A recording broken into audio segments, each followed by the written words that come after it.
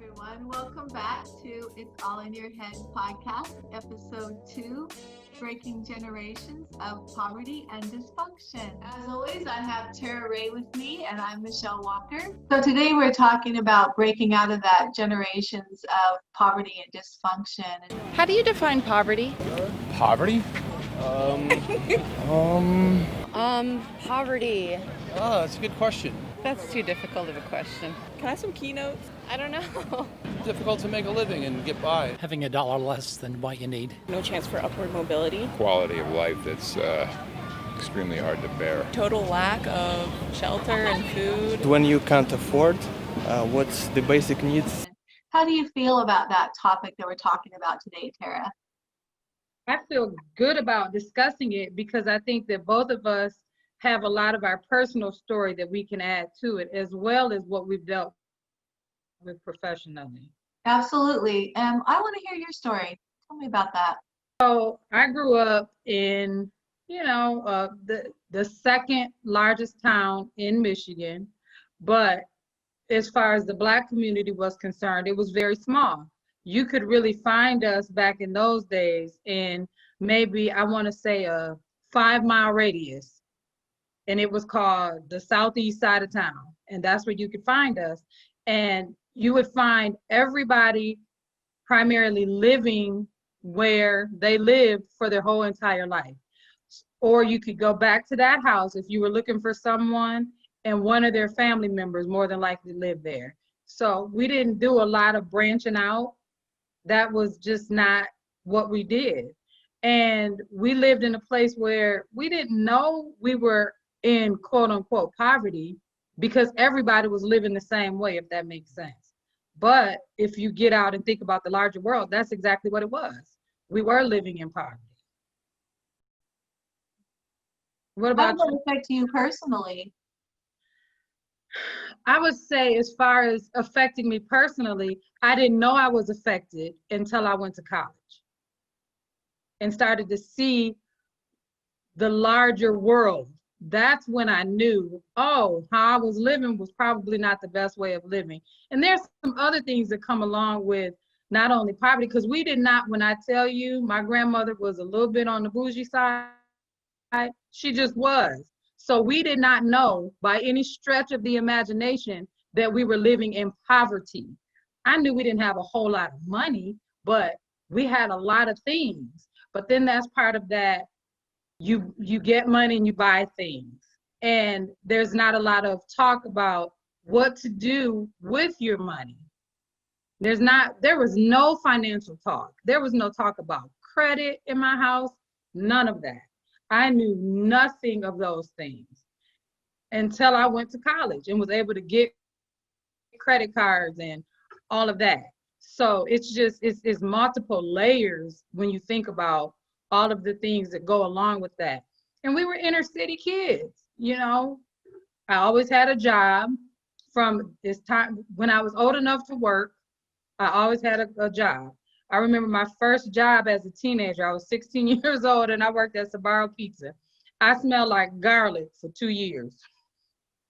So what about you, Mishele? Because I know you grew up kind of in a different area, but experienced some of the same kind of things.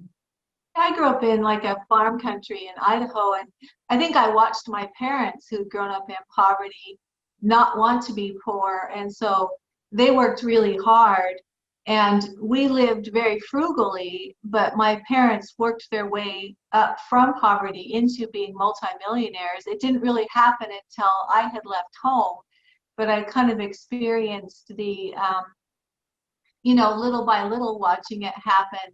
Growing up, like when I was young, my mother, mixed the milk with powdered milk, all the time and things like that. And then little by little, we were able to have a little bit more and a little bit more.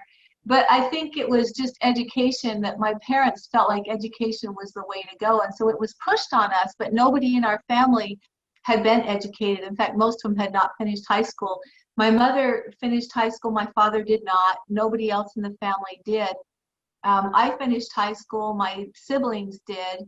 Nobody else had gone to college. I went back to college even after having children and finished college and then even finished a master's degree. But I remember that each time I would go to finish those goals, I would feel like I was dragging myself, and I would self-defeat sometimes with as I was finishing these goals. I would feel like I just couldn't finish, like it wasn't I wasn't supposed to, or I wasn't allowed to. I would have these feelings like I wasn't supposed to finish, and I didn't understand them, and I would be dragging myself through a finish line. Even through high school, I got really bad grades my final semester of high school and almost didn't graduate. And the same thing happened in both my bachelor's and my master's degree. And I didn't really understand it. And it wasn't late till later and that I understood that it's that generations of being like the first person to ever do it, that we almost feel like we aren't allowed to. It generationally, something pulls us back, like we're being pulled back from generations of people not having done it. And it really came to light the other day when I had a woman in my office who was trying to finish a goal that generations of her family had never done. Mhm. They never pulled away from the poverty they were in, and she was trying to finish that goal and found herself also self-defeating. That I was able to relay to her that she is trying to pull away from generations of that, and that it's natural to feel those generations pulling back. And then she kind of understood it, that that's the pull that she was feeling. So I've seen it over and over again, and that's kind of what made me think about this topic today. And then also the dysfunction too. What kind of dysfunctional things have you kind of seen and have thought about too? I think about in my family, it's interesting, especially with, I would say, my grandmother's children. We have the most highest educated women in my whole extended family unit. And so I have a master's degree. I have 2 cousins that are teachers also with master's degrees. I have 3 or 4 or 5 other cousins who are all women who have master's degrees. My aunt, I have one aunt who went that far and finished and got her master's degree. And I don't know why, but what we don't see is the men in our family have not done that. I think I have maybe 3 of my cousins, and it's about at least 36 to 40 of us. It's a lot of us. I'd have to count on my fingers to know how many. But out of the men, we only have 1 or 2 that have actually graduated from 4-year college. And I don't know what accounts for that difference. I think that in my family system, we kind of have one of those matriarchal family systems. Dealing with my grandmother, she was very tough. I'm not sure what her full education was. I want to say 8th grade, but she never would talk about it. She was very smart though, extremely intelligent, made sure that we had a good grasp of the English language, that we used good grammar. We would be in trouble if we didn't. So that's what I mean when I say she was a little bit bougie. But for all of that, it didn't translate, it seems like, to the men in my family. So they continued to do just whatever kind of things. Everybody works, but I don't know that many of them aspire to the higher education part of it. And the other piece that was very dysfunctional is not feeling, like you said, like you can do it right away. I too didn't go back and finish until after I had children. So it's just that pull and that tug and the extra responsibility that you feel comes along with you stepping out and doing something different than what you've seen. And I think that we don't give a lot of kind of credence to that pull and that struggle. When you haven't seen it, it's more difficult. And we just expect that, oh, well, you go to college. Well, we don't know what that means in the nuances. I also have a young man who comes to see me, and he just does not understand fully why it seems like he can't get it. And it's because he's the only one who's graduated from college in his family. He does not, he manages the chaos and dysfunction of his family from a distance. That's very difficult. So when it's time for him to go forward and take the next step in his own life, there's something that's happening with his family, with his parents, with his siblings that always pulls him back. And also being the oldest has been an issue because there's all this responsibility that's been placed on him, or that he's taken on himself because he has, in a sense, broken out, but not understanding the stress that goes along with trying to pull people along who might not understand or even want to go where you're trying to get them to go. Right. And that is a tough one. You know, there are times in our life where our life goals have to take priority over other people, and it's difficult when people have to make that decision, don't you think? It is. It Especially really when it's family. is. And being a treatment professional, I say give yourself permission to be the most important part of the equation. I say it all the time. Say no. Learn how to say no to certain things, or else you will be stuck. You'll just be stuck, not going forward, not going backwards, but stuck. And then what happens is you become complacent with that, because there's a fear when you haven't seen it of going forward. Would you agree with me? If Absolutely. you haven't seen it, you're scared because you don't know what to expect. And that fear of the unknown is real. That's the pull. I think that that generational pull is a fear. And it's a fear of doing anything different. One of my clients said to me the other day that his mother used to tell him, when you're afraid, don't. But my dad used to tell me, when you're afraid, do it anyway. And I think that that's the difference between people who pull out of something and people who don't, you know. And I say, how bad do you want it? I say that Right. all the time. How bad do you want it? And if you want it bad enough, then you take that step, or that leap of faith, as I call it. You don't have to know. And if it doesn't work, fine. You at least can say you tried it. But most of the time, what we find when we jump out there and we do it is we find that it works. Yeah, you know, there was a support group I was working with a while ago, and we were trying to support someone in the group who had helped somebody in recovery. And the thing is about people in recovery is that sometimes when we help somebody in recovery, in helping them, we're not really helping them. So, you know, the situation was that this person in recovery, this woman in recovery, had asked somebody to buy her a phone. And someone had bought her a phone, right? And she turned around in a moment of weakness in recovery and had sold that phone for a $10 hit, right? And that's the kind of thing that happens for people in recovery, because the nature of addiction is that things are meaningless sometimes, right? And so this person was very, very upset that they had helped somebody, and that this expensive phone that they had bought this person had been sold for $10 so they could have a hit, right?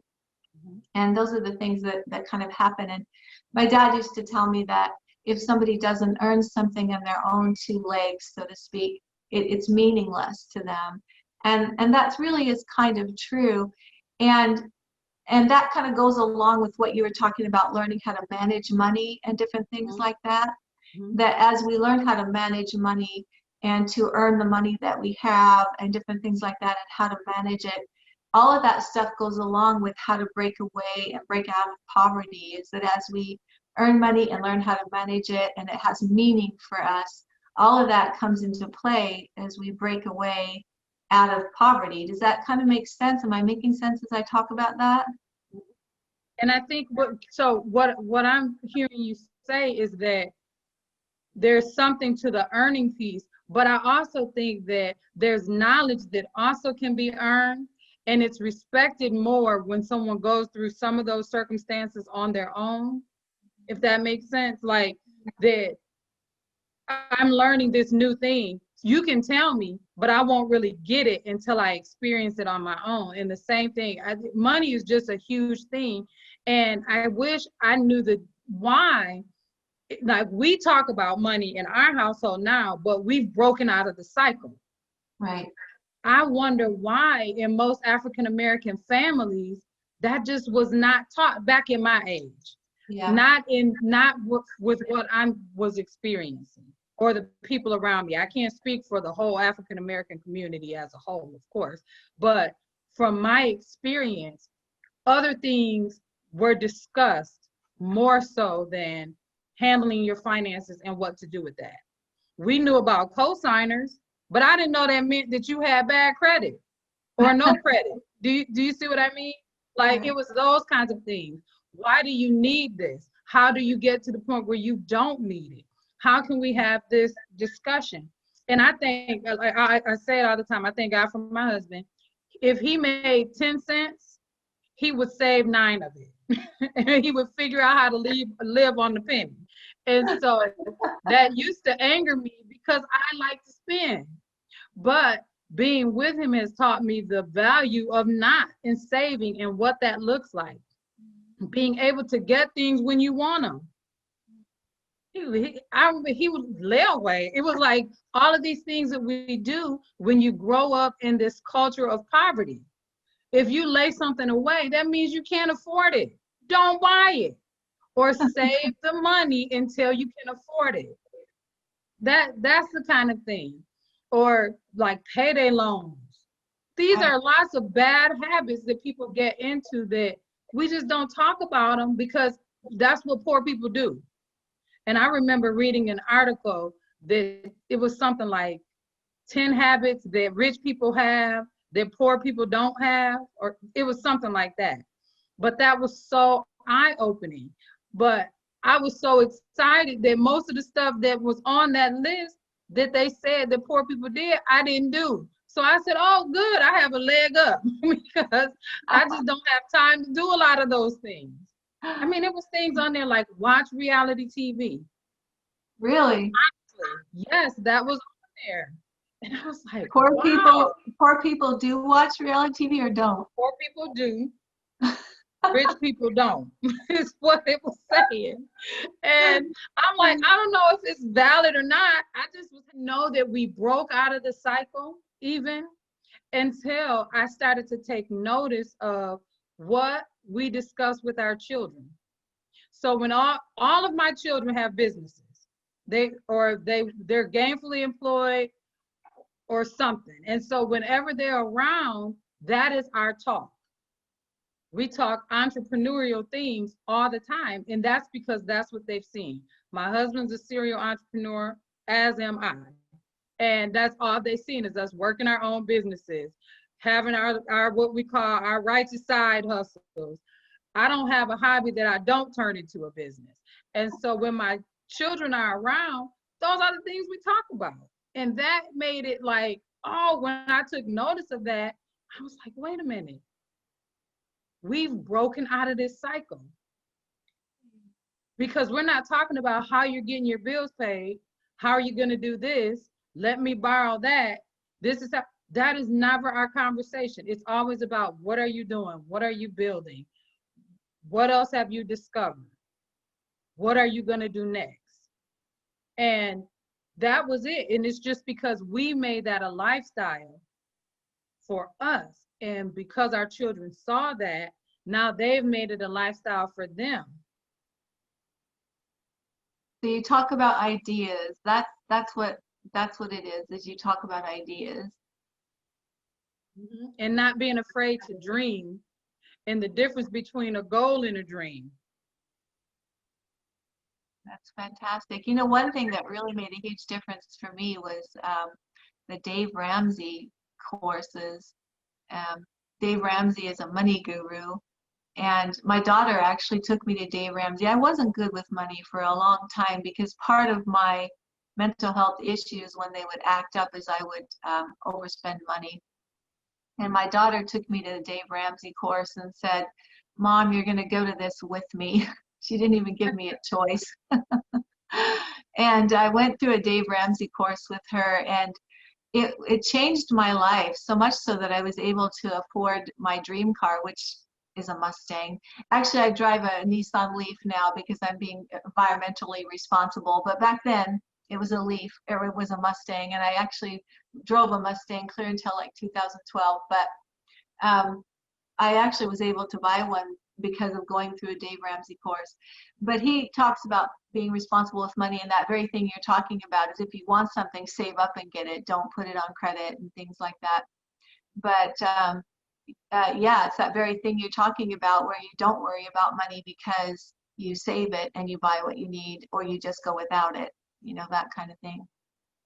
And that is the nature of how my father is too.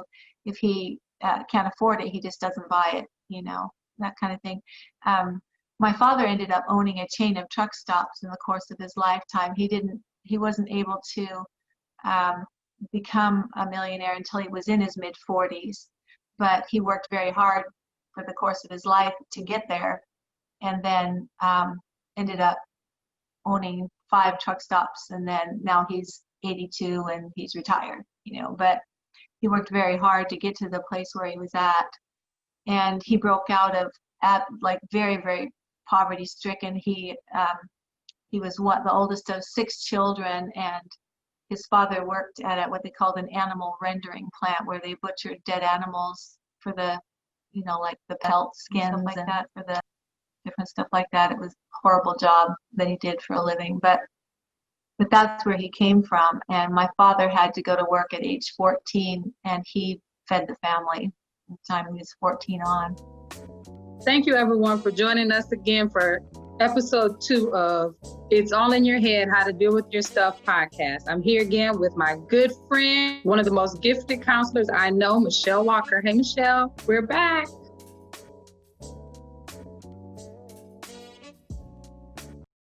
But the mind frame doesn't change easily, because one of the things I saw that was kind of sad, I think, for my family is that even though financially things changed for my family, there was still psychologically things that didn't. Like my mother had a shopping addiction, you know, she spent a lot of money, and money kind of corrupted my dad in some other ways because he didn't know how to psychologically handle having a lot of money. I don't know if that makes sense.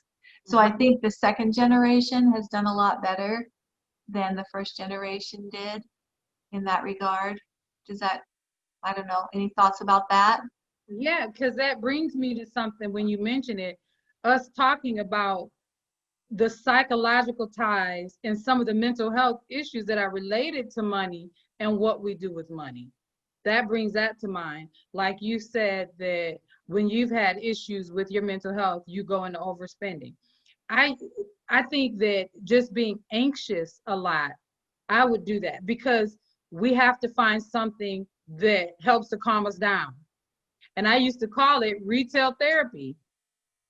I would say, I'm just going to have me a little retail therapy, because I would feel like either I was stressed out, just like someone who overeats. You can do that in mismanagement of your finances, but it's more detrimental. But there's something that is connected to it mentally in what we get out of it and what it means. And so I don't know, let's talk a little bit about that and just kind of flesh that out a little bit and what we're looking at, and maybe some of the mental health disorders that are connected to that. Yeah, because actually it does. It has an anxiety. It is an anxiety response. And one of the ways that I know that I am in an anxiety problem is if I start spending too much money. And it actually can have some pretty detrimental effects. And there'll be times where I have to go then on a refunding spree because, you know, I've been on a shopping spree. It doesn't happen to me a whole lot anymore, thank heavens, because I've gotten that under control. But there was a period of time in my life where that would happen and it would be detrimental. And what about for you? I think for me, it would be that. It would be more so I would feel entitled, if that makes sense. I got a job, I work, you're not going to tell me what I can and can't buy. And always living for in the moment, because thinking about the future stress out and thinking about the past stress me out. And by stressed out, I meant just made my anxiety go way up. So I would be really in the moment. And in the moment, it looked like I could afford these things because I had a job and I was doing this and I was doing that. But I wasn't thinking about other things that I could have been doing. So we talked about credit. I will be as transparent and honest as possible. I had horrible credit because I had horrible habits and no one to teach me out of that. And again, until I met my husband and he was able to help me like get on the track and do these things and rebuild some of that. But what made it of value to me is because I value him and I didn't want to be a burden to him anymore, if that made sense. So everything we had to do was always dependent on him. I could probably make 1.5 to 2 times the money he was making, but it could never be counted because my credit was shot. So instead of buying a house that is worth double what, or worth what we could afford financially, then we'd have to get something a lot smaller because we'd have to go on his income and his credit because it's good or it was like outstanding. But what that also has taught me is to live below my means, which is great because living below my means has afforded me the ability to save, the ability to invest. We don't talk about the stock market. We invest in the stock market. I look at my stock profile every day. So it's like those kind of things, just the changing of the mindset that's very important. But it took me a long time to realize that my spending habits and my ideas around money were directly related to my anxiety. It took me a long time to realize that. And once I started doing more to manage my anxiety, I could manage that spending issue that I had. And I think it's the same for me. And one of the things, though, in the Dave Ramsey course, he does talk about what he calls money nerds and money free spirits. And he says it's just natural that some people are more money savers and others are more money spenders. And he just says that if you are more a money spender, that you turn the money over to the money saver or the money nerd. And at the time I was a single mom and I didn't have a money nerd in my life other than my daughter. And so because she's the one that insisted I go through the Dave Ramsey course, she offered to be my money nerd. And so we worked together on my budget and she took over the budgeting and then she would hand it over to me to she put the budget together and then just handed it over to me to tell me, here's what you can spend this week, so to speak. And it worked really well for us. And then when I met Serge, he's a lot like David in that way. David, your husband, my husband is Serge. And that's why they get along so well is that Serge lives way below our means. He insists on it. And that has been so wonderful for us right now, especially in this coronavirus. And any time that the world goes through a crisis, we don't even blink because the world can go up and down and we are still living way below our means. And so that's been an incredible advantage for us. And for me, especially because in the past, my mood would go up and down with my bank account. And now my mood doesn't go up and down with my bank account because my bank account is always okay. And so that has an advantage. You know, when you have problems with anxiety and depression, there's an advantage right there, you know, so that's well worth it. And like you said, that's well worth it. The fact that I'm not worried about my money has helped with my anxiety. So I know in the first podcast, we talked about kind of like that underlying sense of anxiety. And that's one of those things. This has been the opportunity for people to really save because you can't go nowhere and shop. So because of that, it's like, okay, now you can see a difference. And I've felt so much better. I mean, I still shop. Me and Amazon are friends, but I make sure that I listen because that was the other thing. I was all like, no one can control me, no one can control me, no one can control me, because that was just all that anxiety stuff rearing up. But once I calmed myself enough to really listen to my husband and what he was saying about the finances and what we should do and what we had the potential to do if we did better, then it was like, okay, I'm not so anxious. I'm not hearing what I'm thinking he's saying. I'm actually hearing what he's saying because I've done work to reduce my underlying anxiety so that it's better. So just those kind of things as far as the mental health side of it, because that, when I tell you, is the greatest feeling. And when they talk about finances, we're hearing people say financial freedom. That's great. It doesn't mean that you're rich. It just means that you're not worried and you're not struggling and you're not, robbing Peter to pay Paul, as they say. It's very important because that poverty thing is real. And if we want the generations that come after us to be better, we've got to learn now so we can teach them to do better. Yeah, and so a couple of things here, like the chicken and the egg thing. One is if you get your money under control, you can improve your mental health. If you treat your mental health, you can also get your money under control. So one can help the other. Some questions that we've received from some followers on social media. The first one is, how do you start the process if all you've seen is dysfunction and you don't have that support system? What would you say, Mishele, to that question? Well, if you want to make change, you need three things. First of all, you've got to have a desire, you got to have a plan, and you need to have support. So I mentioned Dave Ramsey. He was instrumental for me. So anybody who's willing, just go to daveramsey.com, DAVERAMSEY.com. That was the one that worked for me. So that's the one I'm going to suggest. Anything you would suggest, Tarra?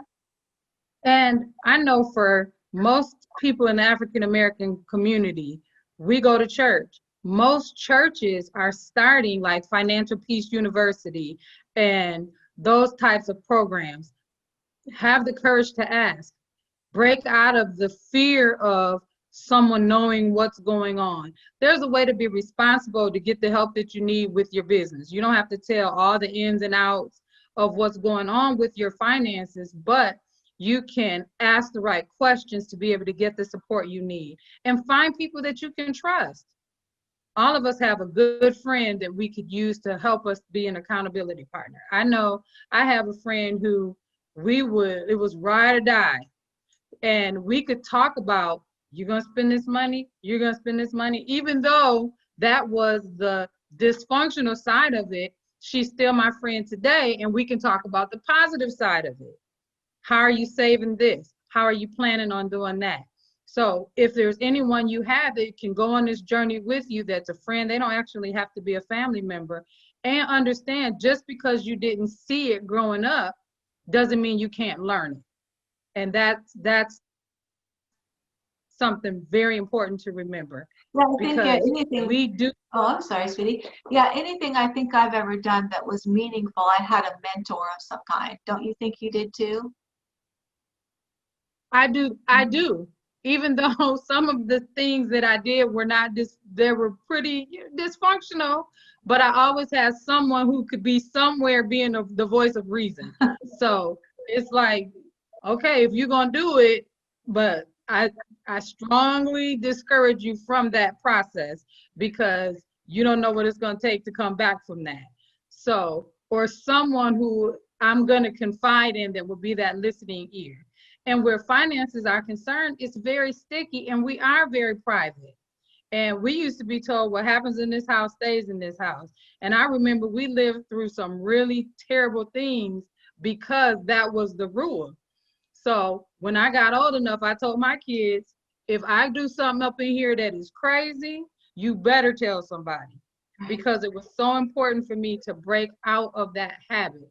And in the case of single mothers in particular, please, please, please take care of yourself. What tends to happen is we put so much into our children, we being me in a past life also. We put so much into our children that we forget to focus on ourselves.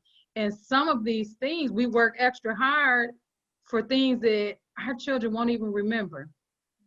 I remember first birthday parties were a big thing for me. My kids couldn't tell you what happened at their first birthday party. So it's just things like that. And these things took a lot of finances. So just thinking about that and thinking ahead and having the courage to be able to talk to your children about money and making money, and not just when you don't have it. Because we're quick to say if they ask for that Xbox, whatever the new one is now, we can't afford that. But let's talk about prior to that, what we can afford. Let's make it a positive thing dealing with finances in our houses and not a negative thing. Because what happens is when we make it always negative, then our children get into what I call the chase. And that's chasing the bag or chasing the money.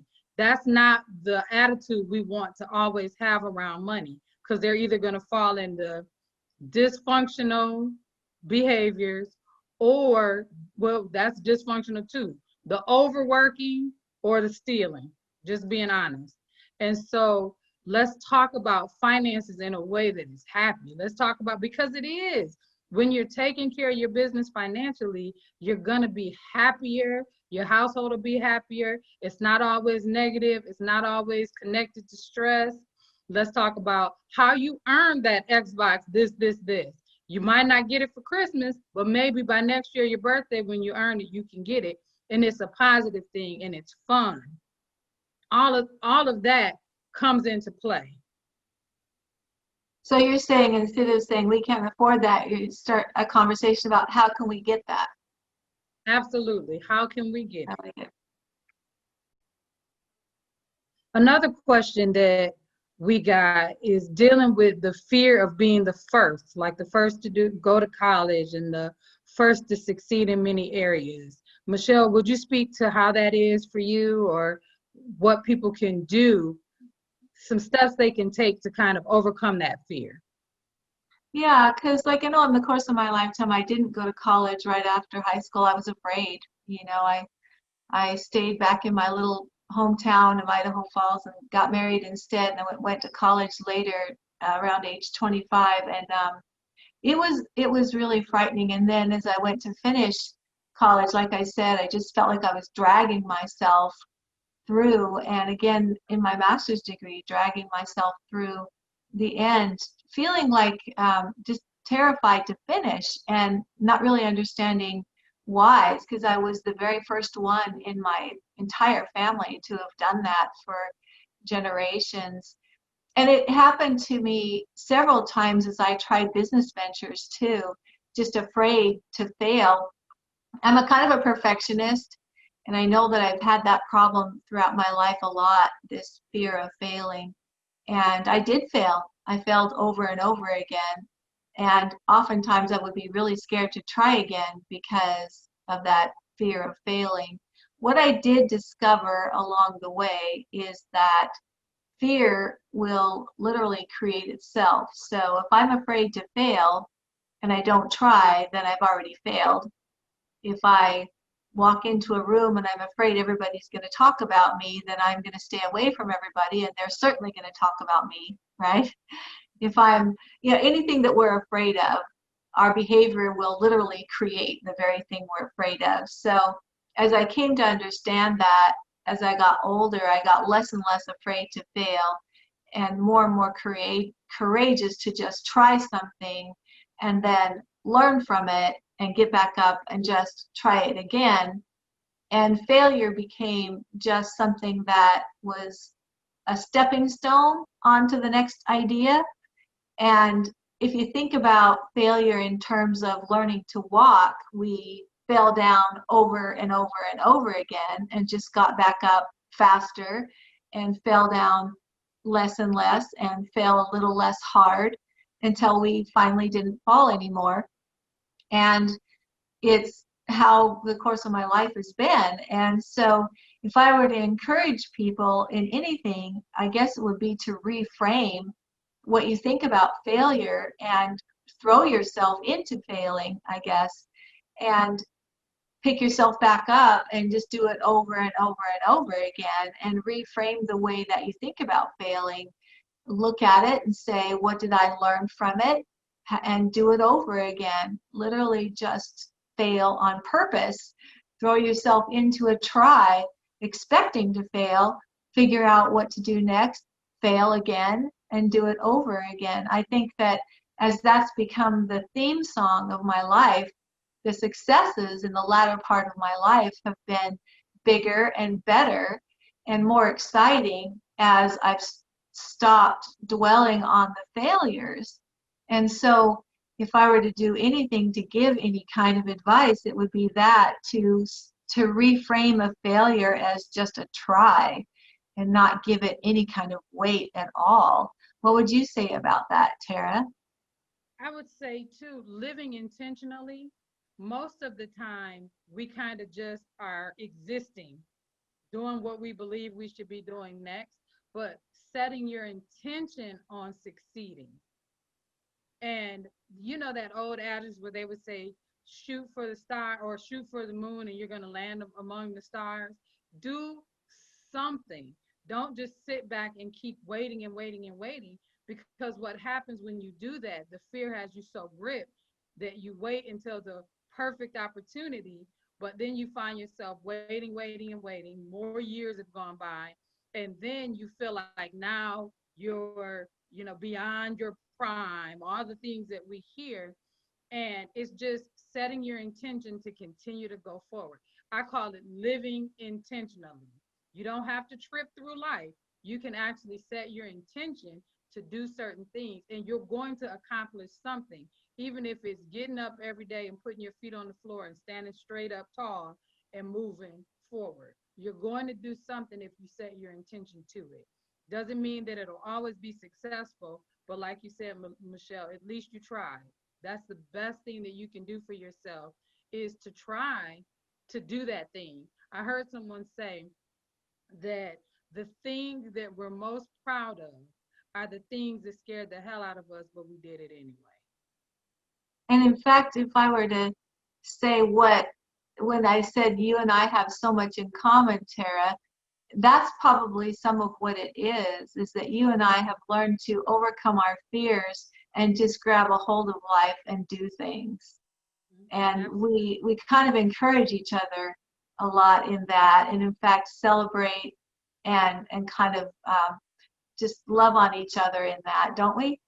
We absolutely do. Yeah, Absolutely. it's fun. And it's something about having good friends. People wouldn't expect for me and Mishele to be as good as friends as we are, because we're so different, but yet we are. And we wouldn't have known unless we stretched out there and just tried to meet and talk and see what we did have in common, which was a lot. And I remember, and we'll talk about it another time, but I remember we were out on a double date. And that was the first time Mishele revealed that she had struggled at all with her mental health. And my reaction, I think that my reaction was so shocking to her that she didn't know what to say after that point. So it was just like, again, it was taking a chance to reveal a part of her, and it was like, okay, girl, well, okay, me too. Let's just let's just keep going, and it's good. It was like not even 30 seconds in the conversation that we kept going, and that was just that stretching out on that trust that we were building in our relationship. And because of that, the foundation of our relationship has become so meaningful that it's just good. And I think just us having this conversation for some reason just brought that back to my memory. It did. I remember we went to a Brazilian restaurant and they gave us an extra they gave us one lunch ticket to each couple, and Tarra and I both grabbed it and hid it before our husbands could see it, because we were going to come back together. Yeah. It was a good day. It was a good day, because it's scary to talk to somebody about mental health issues. In fact, I was shaking as I was talking to her about it, and she just took it in and just let it be. It was wonderful. Yeah. And I love you for it. Thank you. Love you too, girl. Yeah. Thank you again for joining us. And remember, Mental health matters.